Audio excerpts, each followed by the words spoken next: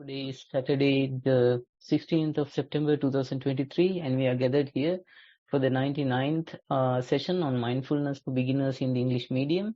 And to our great fortune, we have Venerable Sister Rohini Manu joining us from representing Nissarana Forest Monastery, joining us from, I believe, New Zealand. And we are not having Venerable Bhante today because he is busy with some other work. Therefore, we all would like to welcome Venerable Manu with great respect to today's session. And furthermore, I would like to welcome all of you who are joining through Zoom and through the Facebook live stream. Our agenda will go on starting with in-session mindfulness practice, and then we will move on to the talk on mindfulness. Today it is based on narcissism, and then we will move on to the question and answer session where we present written and verbal questions or statements on mindfulness practice. So I would like to initiate the session proceedings with inviting Venerable Manu to conduct the in-session mindfulness practice. Over to Venerable Manu. Thank you. Thank you, Namanta. Today I think we are going to do first walking, mindful walking. So everyone gather here or listening to later, we would like to remind what is mindful walking is. So mindful walking is while you are walking, be mindful. How you are going to be mindful while you are walking? So you need to observe your steps or bodily movements. So watching or observing steps means how you feel the surface area where you walk is the best thing, but it depends on each and every individual because different people feel different bodily movements. So whatever the primary object, it can be the feelings of surface, the hardness, softness, or cool, hot, whatever the feelings, you can observe it. So that is the primary object for people who are observing surface, quality of the surface, or how you feel it. Sometimes maybe some people feel more than that surface quality. Maybe how you bend your knees while you are walking, how you shift your weight from one left leg to the other. So whatever you feel, whatever you take as a primary object, keep it as a primary object. Whenever you distract from some maybe sounds or maybe thoughts or maybe something you saw, so whatever it is, whenever you distract from something, whenever you remember or whenever your mind remind you that you are in another place or another object, please bring back to your mind to walking posture. So keep your primary object as a primary object and try to keep that primary object all the time. But whenever it distracted from something else, whenever you realize it, bring back your mind back to the primary object. So reminding that thing, I will say that wherever you choose to do mindful walking, so stand corner or the one side of the path and close your eyes, and then you can observe your body. So you can bring your wandering mind to your body, that is standing posture. You can observe the standing posture. You can observe the standing feeling when you close your eyes, it will be easy. So you can use 1 minute or 2 minutes for that. Then you have collected mind. Then you can walk. You can start to walk. As a trick, maybe you can close your eyes while you are walking for a couple of steps. If you feel or if you find that it's difficult to keep in the primary object, or maybe you can use going backward. That's also a good trick. So whatever you feel, this is best for me to keep my mind in a walking posture. Use it. And saying that, I would like to invite all of you to start mindful walking for couple of minutes, I think. How long, Namantha? 15, 20 minutes? 50, we can go for 15 minutes Yeah. or 20 even. Yes. Okay. So keep that time frame in mind, and we'll start our walking meditation or mindful walking.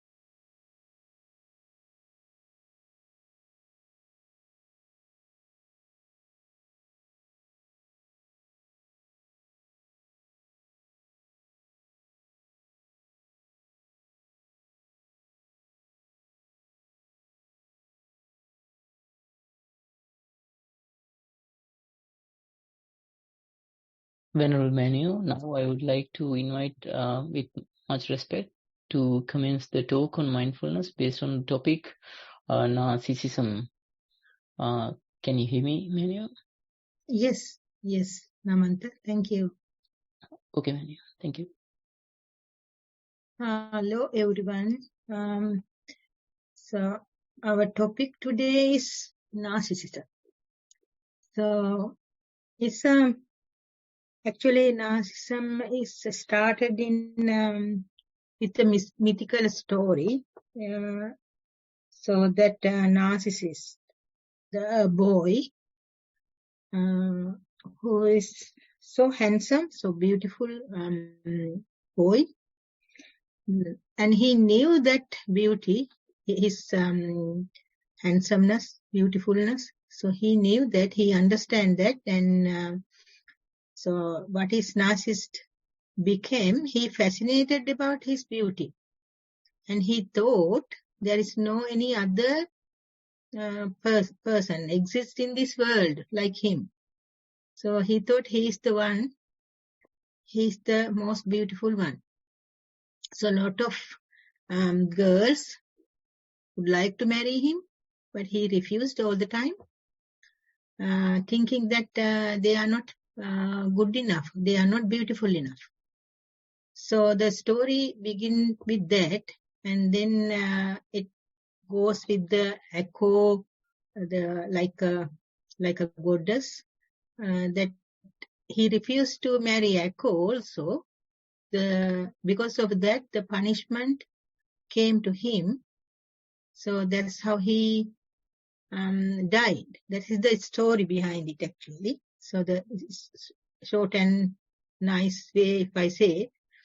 So after that, actually, narcissism is became recently. Narcissism became a kind of psychological disorder, because that narcissistic person has positive self-concept. He has self-esteem is like no other people. Usually narcissistic people who are reject or condemn, even otherwise pay no attention to others, because they have their inflated self-image. So the self-image is like, they say, okay, I am the most beautiful person, like narcissist.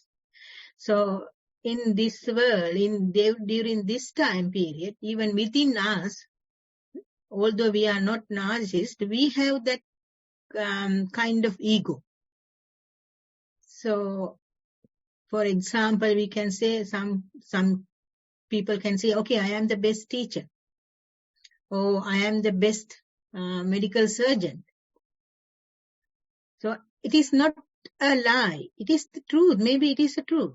But they have that self-image, a big self-esteem about themselves. The best scientist, best writer, I'm the richest person. So like that, I am so and so. I have that kind of narcissist feeling as I am a superior. That make the ego, the conceit. So according to our write-up, poster write-up, so then if narcissist didn't knew about him, if he not admired his beauty that much, he will not die like that. So likewise, in our lives, if we can identify when you have thoughts, when you have feelings, are we going to admire our thoughts towards or develop our ego? That is the question we need to ask. Because that egoistic people, they have that superior feelings, and that ego actually slowly killing them. Because of that egoistic mind, So they think they deserve special treatments. They think they are, the rules around him is not apply for them. So they seek attention. So lot of egoistic mind, egoistic thoughts, they live with that. Because of that egoistic mind have that kind of depression towards them. Because they always condemn others. They always like to not to pay attention. They don't have empathy towards others. The lacking empathy and the unable to understand their other feelings and needs and wants, they can't understand it, but the other people can see it. So this kind of personality, this kind of thoughts, if we have, that's a kind of, in these days we say it is a disorder, because usually the childhood, during the childhood period, as a little child we have that. We have that. But when we grow after puberty, usually that doesn't appear. That usually go away. But some people have. But usually the psychologist says a kind of egoistic mind we need. But as a mindful practitioner, how can we overcome this egoistic view? How can we overcome this self-esteem view? That is a good question we need to ask from ourselves. Because that, when we think like, I am the best mom, or I am the best dad, or I have a good family, and, we need to have that kind of thoughts. But when we observe our thoughts mindfully, we can realize how and why these thoughts are coming. It's actually, this root is with the ego. So if we can be mindful, and if we can trap, if we can identify those thoughts and look at deep into that thoughts, and if we can find the egoistic mind in there, then we can sometimes, not most of the time, but sometimes we can ignore, or we can overcome those thoughts. So narcissism, I think that's how it applies to us. For example, I can say like this. If we know our abilities and physical side, for example, if we are a beautiful person, a handsome one, or a beautiful lady, then we know that about the physical side. And if we know that abilities we having, for example, as I said, I'm a good writer, or I am a good medical surgeon, or I am a best scientist, or sometimes we can say I'm a good meditator. Maybe we have that feeling. So all those are abilities and physical side we see. With that understand about ourselves, the physical side and the abilities, we grow unknowingly our ego, the conceit. Instead of that, if we can understand, if we know our emotional side, so we need to be mindful about for that. If we are mindful enough to see our emotional side, how we feel and how I think, that can apply to other people. So this is how I feel when something happens. This is how I think towards other people. So the other people might think in the same way. We can think how I feel, and we can adapt those feelings or those knowledge into other people. So because of that, knowing the feelings inside me, or how I feel, or how I generate thoughts. We have kind of ego still, but with that ego, if we can understand, if we can identify those feelings and those thoughts, we have that ability to dilute or reduce, or otherwise control or decrease self-concept or self-esteem. So when we have less self-esteem, less self-concept, it is easy to deal with other people, and it is easy to behave in society. If we have lot of egoistic mind, then it's so hard. Sometimes we say that those people are selfish. But this narcissism is more than selfishness. So it is selfishness is like the initiative period or initiative stage of narcissism. But when people are more and more selfish, and when they have no empathy towards other people, that means narcissism. So how we can, if we have to face with those people, or if I can see myself as an egoistic person, I'm not saying the narcissist person, but if I have developed, if I can find I am kind of person, then the best thing is to be mindful. Because while being mindful, we can observe our thoughts, we can observe our feelings. After we can have some kind of mindfulness practice, after long time practice, we can observe and we can identify them.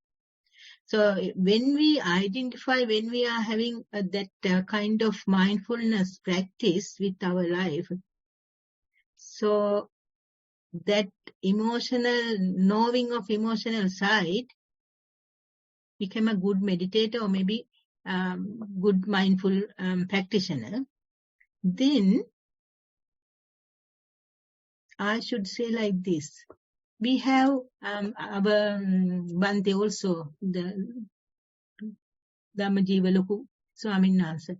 He always says we develop kind of autistic signs. So when I say that, the egoistic person, the narcissistic person has the self-image, inflated self-image. And they don't have kind of empathy towards others, and they don't want to be with others. But the same thing happens when we develop our mindfulness as well. So when we are mindful, we like to be alone.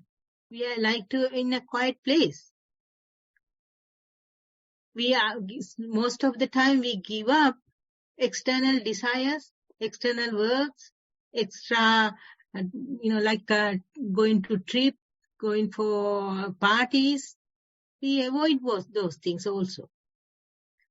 And sometimes the mindfulness practitioner look like a depressed one, because they don't want to talk much, and they are quiet, and they introverted. So do they have that kind of narcissistic feelings or narcissistic qualities? That's a question actually. But the mindfulness person knows who he is doing. So he knows his feelings and he knows his thoughts. So that is the difference, narcissistic person and the mindful person. The mindful person look like that, look like the egoistic person, look like a narcissistic person. But inside that person, he is mindful. So being mindful, he want to be mindful. So that is like a circle. So he looking for some kind of environment to be mindful. So that's why he is introverted, and that's why he avoid other people. That's why he like to be alone. So these are two different types. But I just wanted to show you guys the narcissistic approach, or the narcissistic person is a person who has that inflated self-image.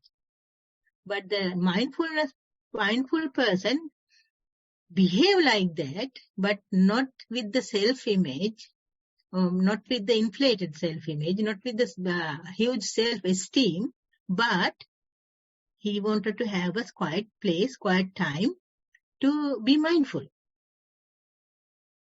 So sometimes they do things again and again. They sit, they walk. Mindful walk and mindful sit. Again, after mindful sitting, they do mindful walking.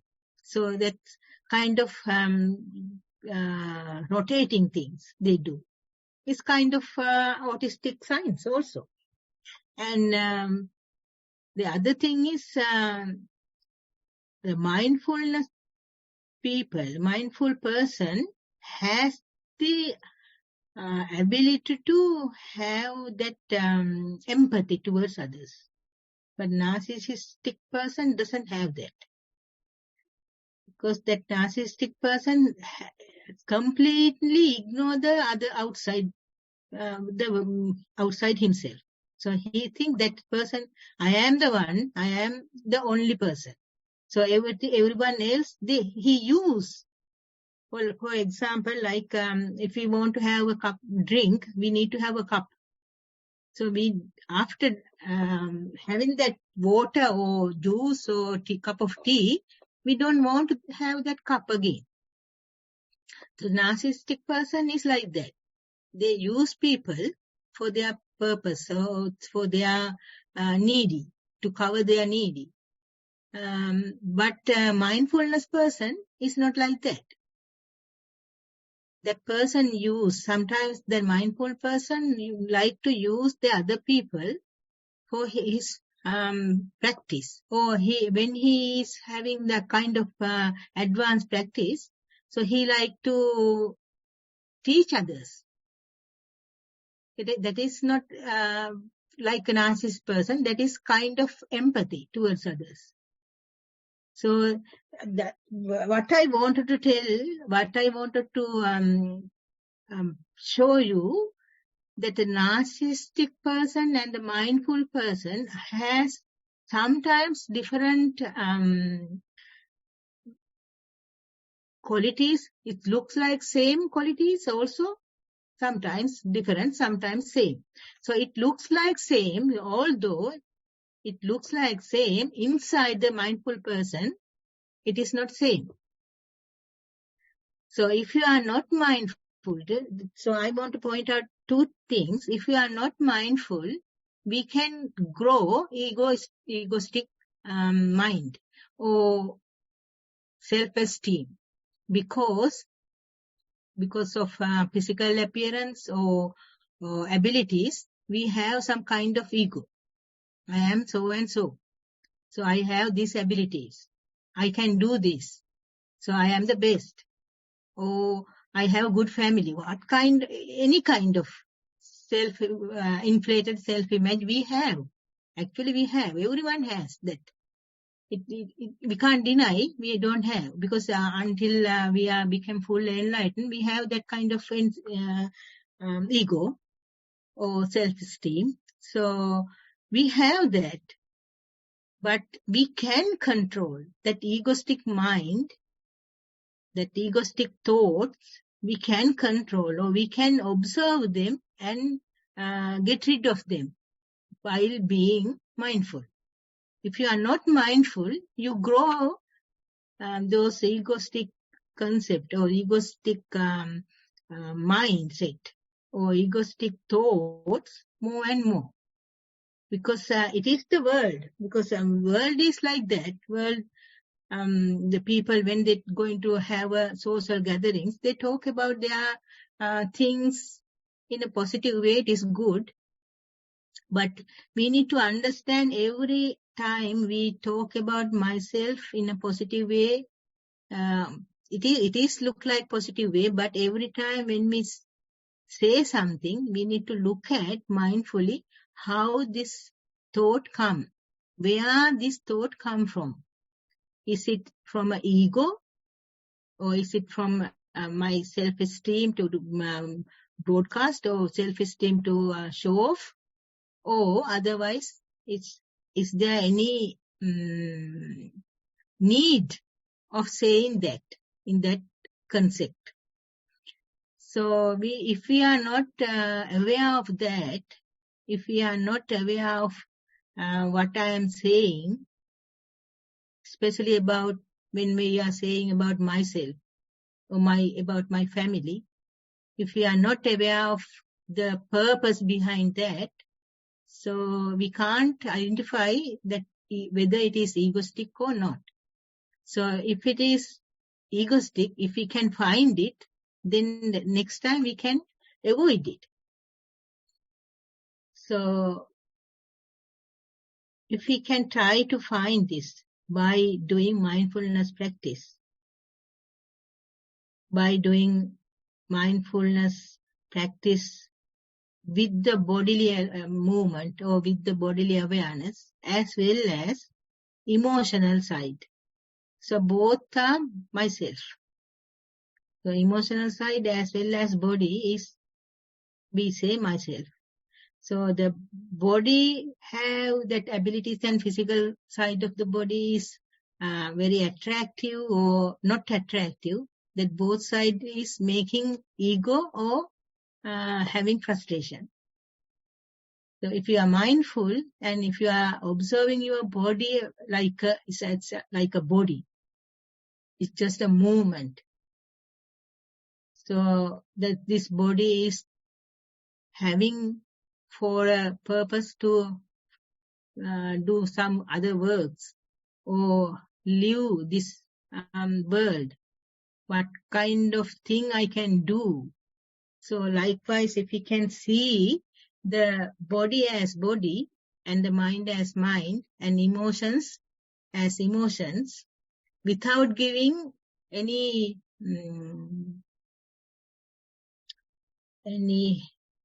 how do you call, magnitude for those egoistic mind or egoistic thoughts, or any gravity, heaviness for those thoughts, then we can avoid, or we can get rid of those thoughts.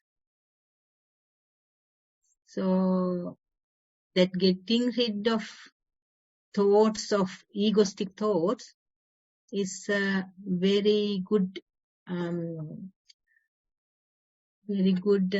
practice actually, and it can't be doing it can't actually, it can, but mostly we need to be mindful to identify those feelings and identify those thoughts, and become awareness of those thoughts, and become awareness of others' thoughts and others' feelings, making a good practitioner.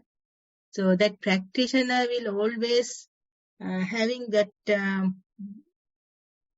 problem-solving skills and critical thinking skills. Although they want to be alone and they want to have no attention from other people, and they want to practice again more and more, but still they have that kind of empathy towards other people and other animals and the living beings and plants and everything. Environmental friendly person became an environmentally friendly person because of that egoistic childhood or egoistic thoughts are getting reduced or getting controlled or getting decreased more and more. So that to maintain that kind of mindhood and that kind of mindset, we need to practice. So when we are practicing like walking or sitting or day-to-day activities, when we are mindful, we can understand this body, and maybe it is a very beautiful one, maybe it is a very handsome one, but it has a purpose. So when you understand that, while being mindful, so you don't feel like egoistic feeling towards your body or towards your active abilities. So to get rid of that, you need to be mindful. While being mindful, only you can understand this body is here for a purpose, not to have an ego develop, not to develop our ego with with whatever the body we have, or whatever the feelings we have, whatever the abilities we have. So while understanding that, we can get rid, or we can dilute, or we can reduce that egoistic thinking. So for that, first of all, we need to be mindful about the body feelings, about how our body act or react. Then we can understand, and then we can spread that attention, or spread that mindfulness into thoughts and feelings. So while we are doing this, we can understand others also. That means if we have some kind of egoistic mind, we will not show it. So we can control, or we can observe it and control. I can't say control, but when we observe it, we will not do that. We kind of reactions or actions for other people with the egoistic mind. So saying that, I will conclude my talk.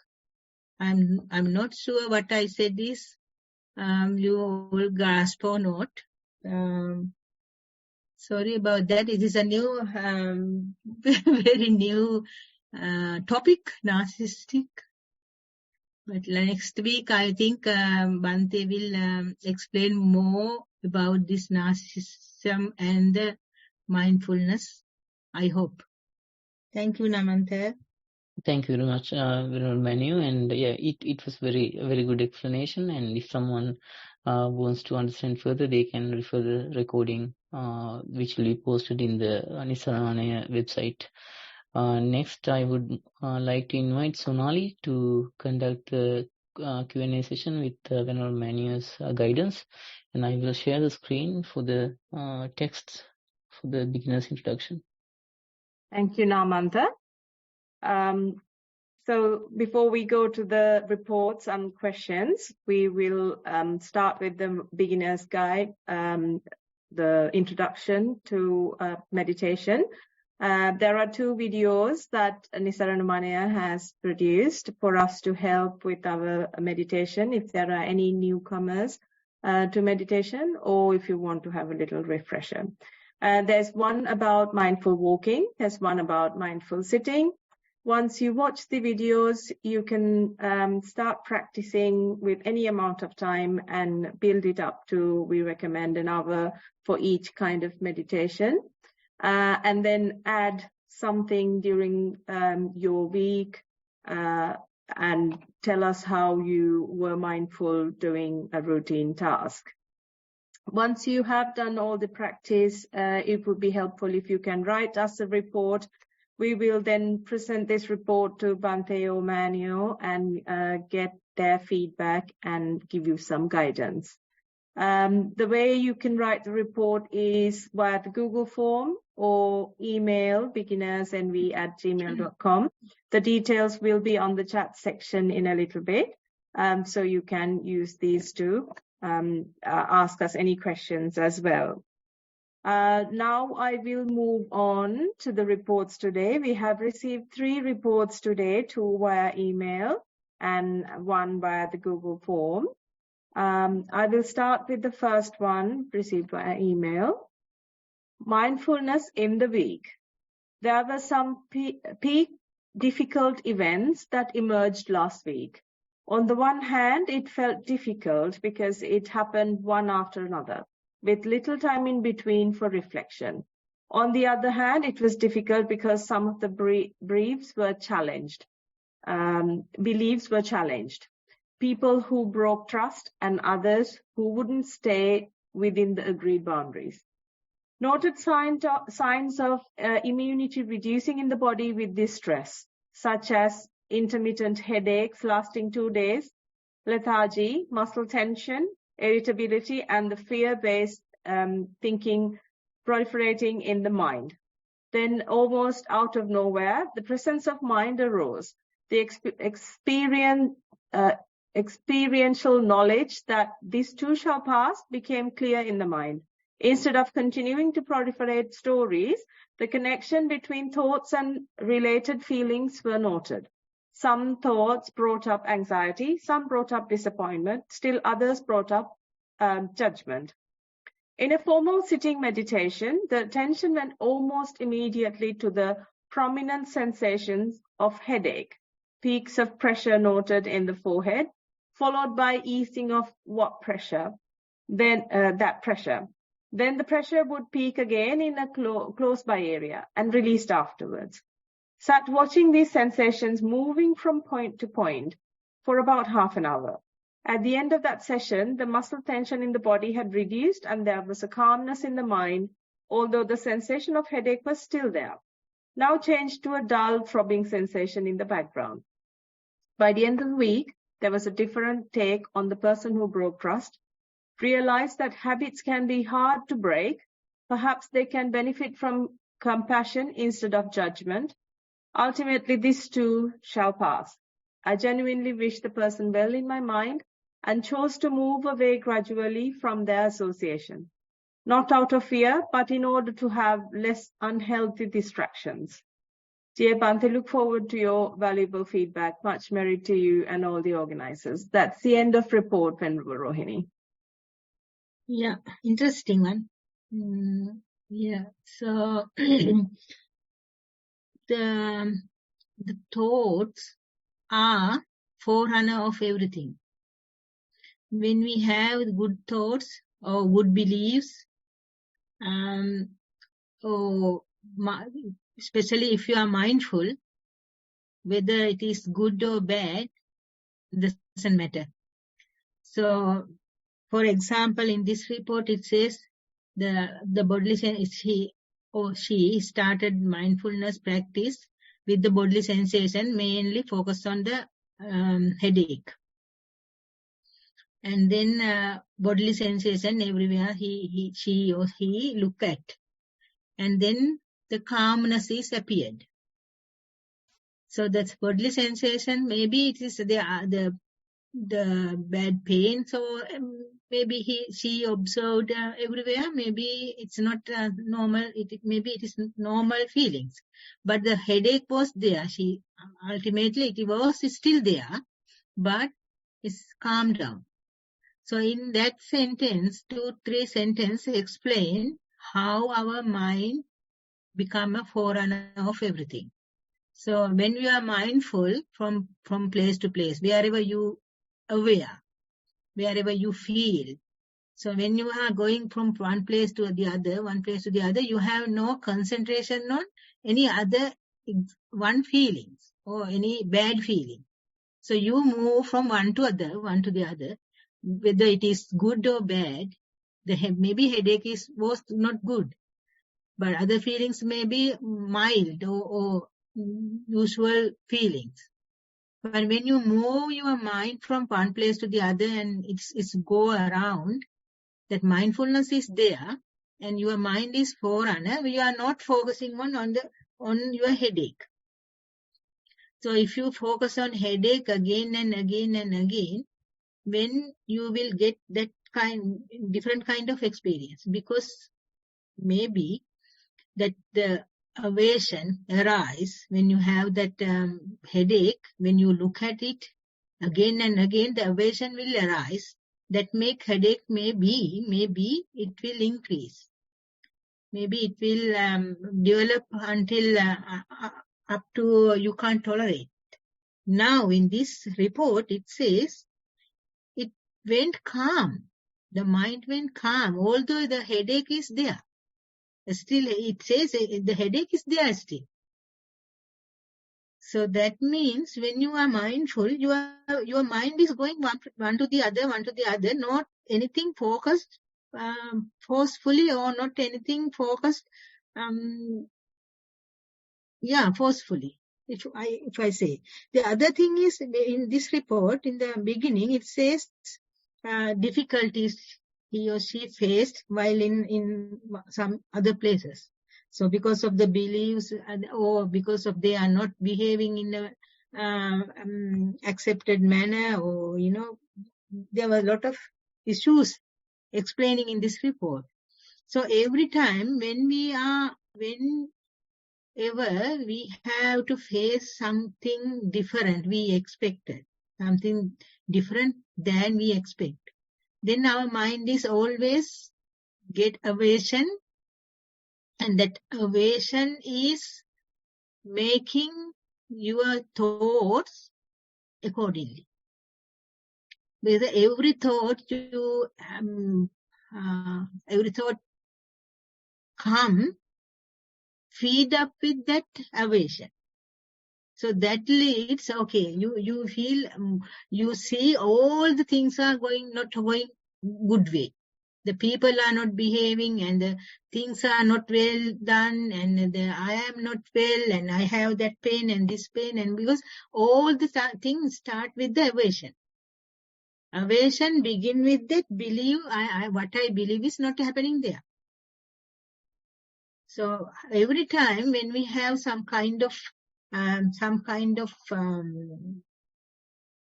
unexpected things happen, when unexpected things happen in our life, we always react on them.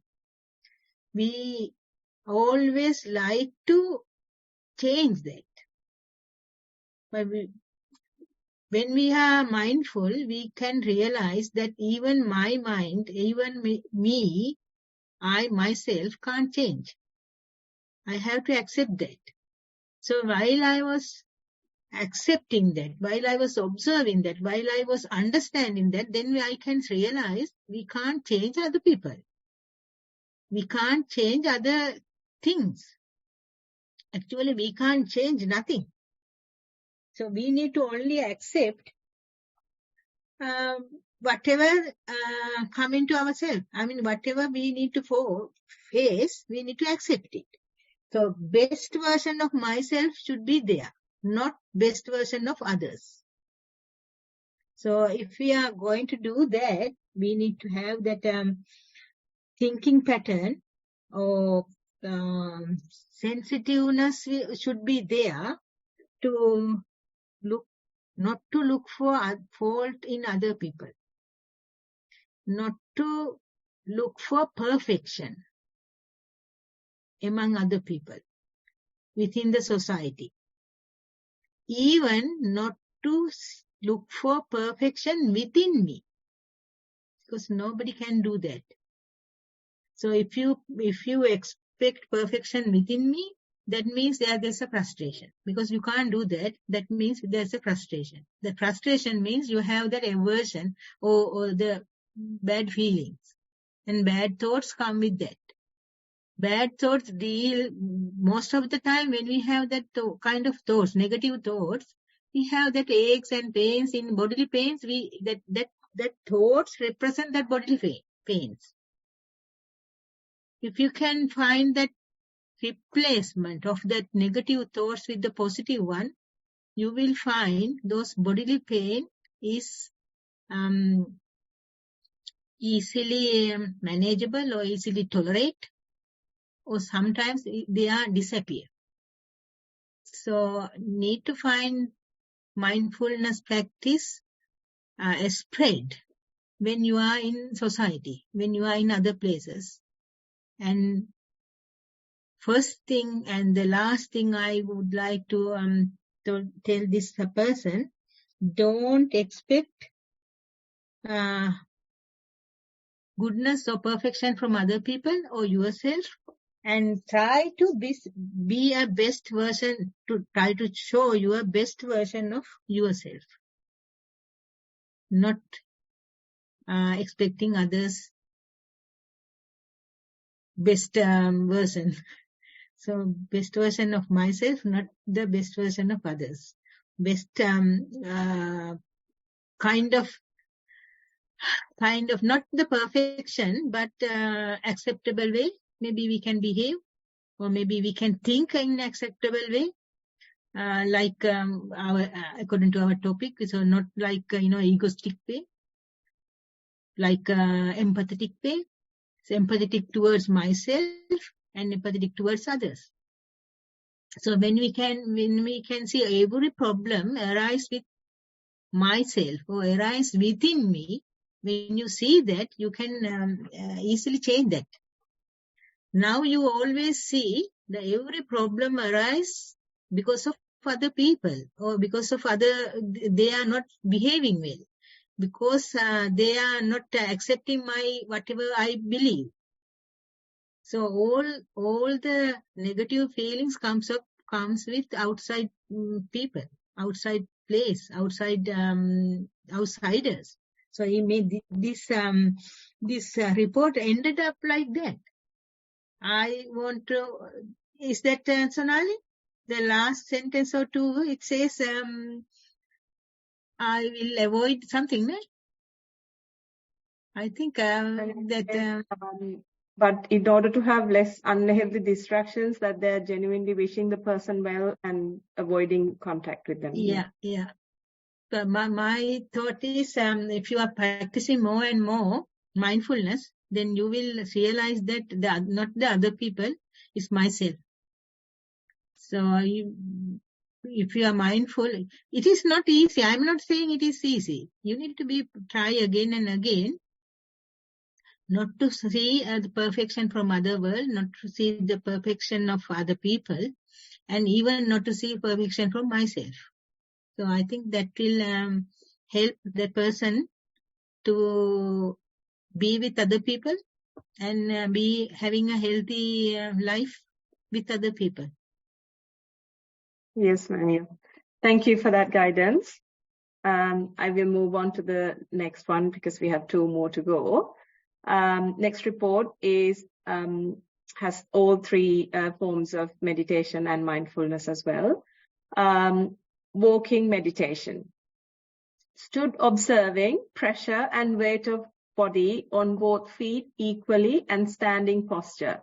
Watching left, right, and then lifting, moving, and placing. Warmth at one end of room, colder area in the other. Uneven areas on floor noted. The intention to place heel, midfoot, then toes noted. And each part making contact with ground and gaps between each movement noted.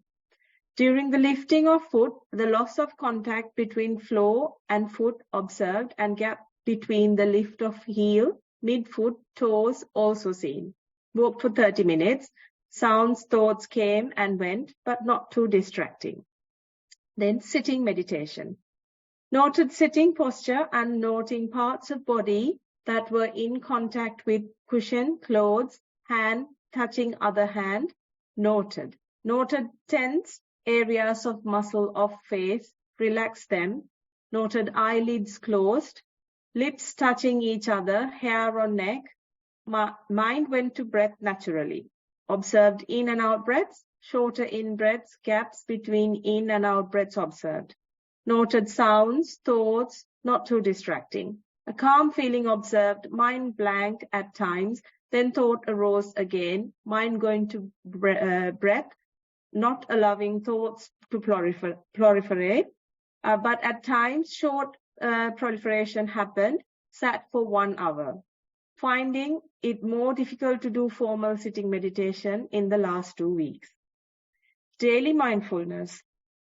As waking up in the morning, mind now noted parts of body touching bed, position of legs, arms, head, body lying down, mind noting discomfort in tummy, breath, closed eyes, hair on neck, face, mind goes to breath, thoughts and sounds.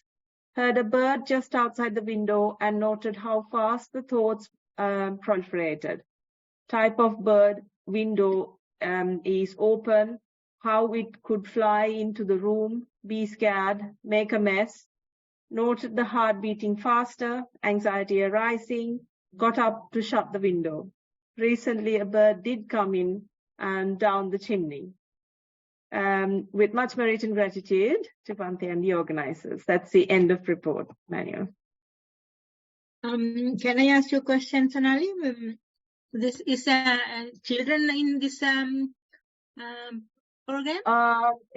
There are some children, but this doesn't seem, I don't think this is a child's report. Okay. Good report, actually. Yeah, I was, my focus was mainly actually, half an hour walking and 1 hour sitting. It said so. And in the end of the sitting session, it says it's hard. Is that what I understand? Is it true? Yes, it said they find it more difficult to do formal sitting in the last 2 weeks. Last 2 weeks, okay. Not normally. So maybe there's no any reason for that. Sometimes we feel, sometimes we're having good meditation session or good mindful session, but sometimes we can't. It's for not for the beginner only, for advanced practitioner also face those kind of difficulties. It is not every time you sit, every time you are walking, it will not having a good result. That's why we should not expect anything. We should not expect any outcome while we are sitting or while we are walking or while we are observing the day-to-day activities, mindfulness. So if we expect something, that is, usually Bhante used to say, Bhante Kusala, Swamin Nasa. He used to say, in our 16 plus program, so when a practitioner goes to a teacher and said, okay, I see all the time monkeys. Then the teacher said, okay, see the monkey. Then when he went back and when he tried to see monkeys, no, not any monkeys he can see. While he closed his eyes. So then he complained. He went back and he said, okay, I can't see any monkeys. Then he said, don't see monkeys. Then again, when he closed eyes, he can't see monkeys. So if we are expecting something, it will not ever happen. So when you are going to sit or do mindful walking, don't expect anything. Just walk. Just observe how your body walk. So if you can observe just like, the sensation, when you contact the surface, how you feel, it explained actually nicely in this report. That's the best thing.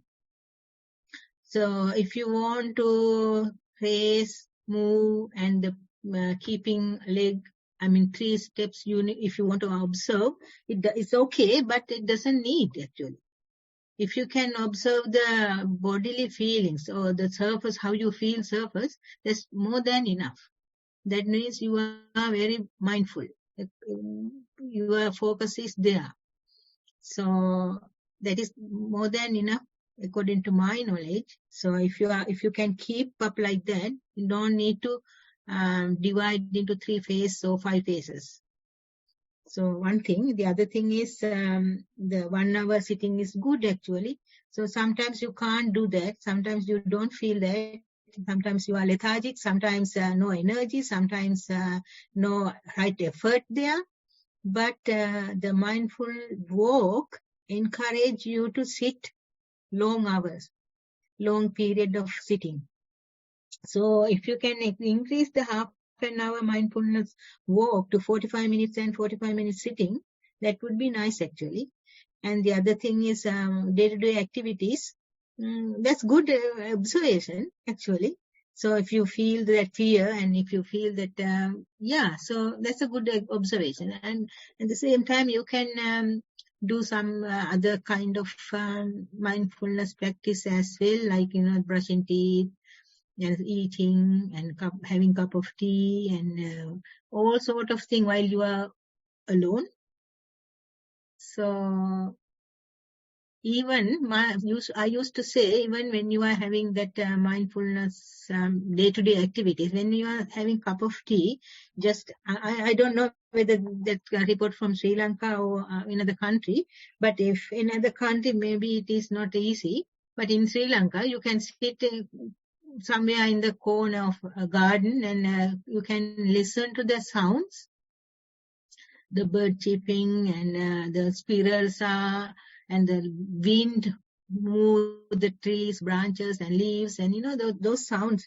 Listening to sounds is also a good thing, because more usually at home or at workplace, when we are not a good listener, we face lot of difficulties, lot of troubles, because when the other person is saying something, in the beginning of the sentence we hear, and the end we don't hear, and we add up our own thinking, our own thinking. So only half of the sentence we listen, and only half of the sentence we understand. The rest is our thought. So if we can practice mindful listening at home or in the garden or wherever, that's a good thing actually. So yeah, my advice is, please increase the walking time for 45 minutes, and if you have only 45 minutes for sitting, that's all right. So, and then don't expect anything from meditation. Thank you, Manu. Not expecting too much is good advice for myself as well. Thank you. I will move on to the last one, mindful living. This week, I faced heavy criticism from my head over how I dealt with an incident in the classroom. Luckily, I had taken a mindful walk down the school corridor before the head came into the classroom, so mindful energy was there when he was talking. I was able to note stress building up in the shoulder area and strong burst of heat generating.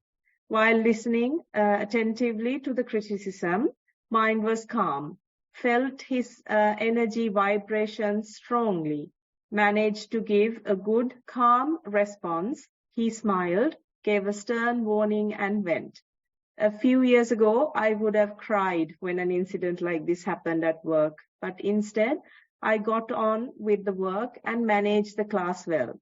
Was happy with the progress, Bhante. However, in general, when there is a strong emotion, the mindful energy is not always powerful enough to calm it down. So not yet ready to give up the formal practice of walking and sitting, Bhante. Still a long way to go for that, I feel. Much merit. May you all have a well and peaceful week. End of report, Manu. We all need to thank Bhante for guiding you all. Yeah, but one thing I want to say for that report is, even Buddha, after having Buddhahood, he did practice formal meditation. He did practice Anapanasati. He did walking meditation. So we are not someone to give up or stop formal meditation and only doing the mindfully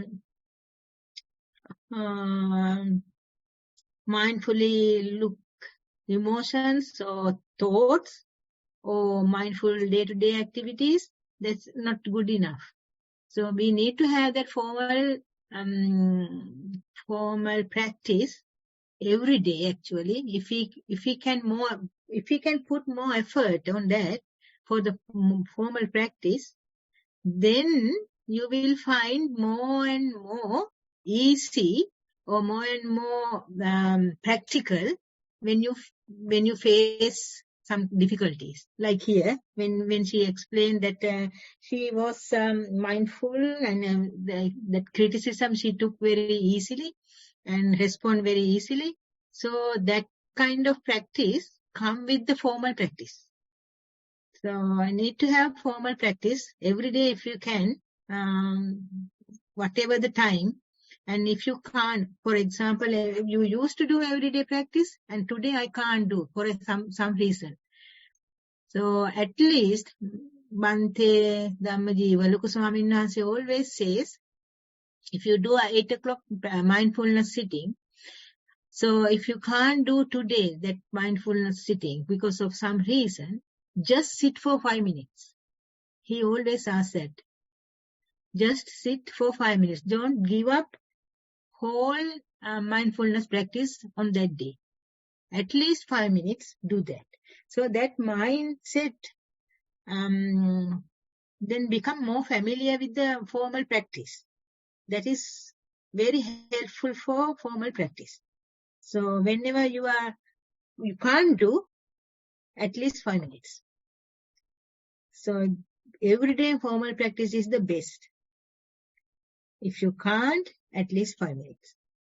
So don't give up and don't stop formal practice, even though Arahat also do the same. So please don't stop or don't give up or don't think that that's good enough. No. Practice, practice, practice more and more. Thank you, Vanaya. And that is the end of all the reports that we have received. We can allow some time for questions if anyone have questions. Could you please raise your Zoom hand or ask the question on the chat, and I will read it out to Manu. It doesn't look like anyone has any questions today. We will then move on. No. So we will move on. Namanta, would you like to take on and maybe end the session? Yes, thank you so much, and much praise to you, and also much praise to Venerable Manu for conducting a session, a long session today as well. Now we would like to share merits and wrap up the session for today. I would like to thank and pass on merits to Venerable Rohini Manu for taking the time and effort to participate in today's event, in today's session. And we share these merits with Manu and hope Manu's own practice will benefit the power of these merits. We would also like to associate same merits to Venerable Bhante Dhamma Kusala Thero, who has been conducting this series of sessions, and we can see his insightful advice working through the reports provided to us in today's session. And also, I would like to share merits with the Chief Bhante, the Chief Abbot of the Nissarana Forest Monastery, Most Venerable Bhante Udayirigma Dhammajiva Mahathero, and wish that these merits will have a positive impact on his own journey in mindfulness. Furthermore, there is a wonderful set of people who are organizers in this endeavor. I would like to associate these merits with these organizers who work hard behind the scenes, and wish these merits will have a very positive impact on their mindfulness practices and they flourish in their own ways. And I'm most thankful for all of you who are joining the Zoom session, and wish these merits to be shared with you as well. And you are providing us a reason to continue this program in this manner with the support from Nissarana Forest Monastery. So thank you for participating in these sessions throughout, and I wish that your own practices will flourish with the power of these accumulated merits in learning mindfulness. Now, the program will be held next week as well. It will be the same time, and I would like to wish you all happy and mindful week ahead, and that you will be able to practice and improve further in this journey. We will see you next week. Until then, have a nice and mindful week ahead. Thank you. I will end the Zoom session now.